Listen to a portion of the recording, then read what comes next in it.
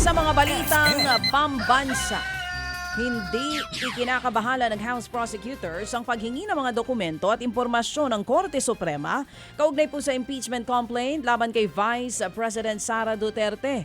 Ayon kay House Prosecutor Congressman Joel Chua, parte lamang ito ng proseso para makapagdesisyon din ang Korte sa mga nakabimbing petisyon sa kanila. Gayunman, iginit din ni Chua na hindi dapat hintayin kung ano man ang magiging desisyon ng mga mahistrado. Dapat daw ay ituloy na agad ang impeachment proceeding hanggat walang inilalabas na Temporary Restraining Order o TRO ang Korte Suprema.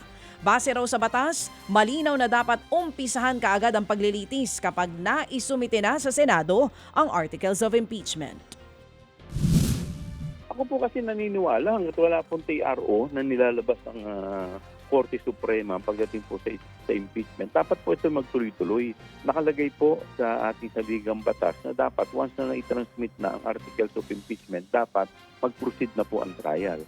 Unless and until naglabas po ng TRO ang Supreme Court or naglabas ng desisyon na kami ay walang o ang Senado ay walang jurisdiction.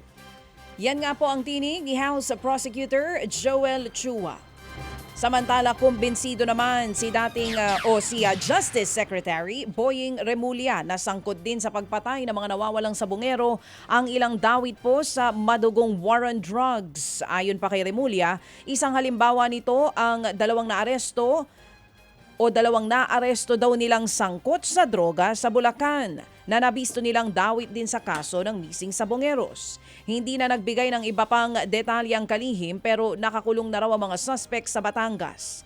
Sa ngayon, aminado po si Remulla na kailangan pang kumalap ng mas matitibay na ebidensya na magkokonekta sa mga patayan sa Isabong at maging sa drug war.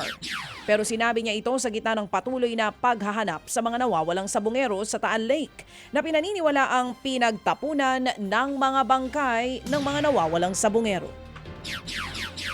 Naghain naman po ng panukala sa Kamara si mamamayang Liberal Party List Representative Leila De Lima para mas mabusisi ang confidential at intelligence funds ng kada ahensya.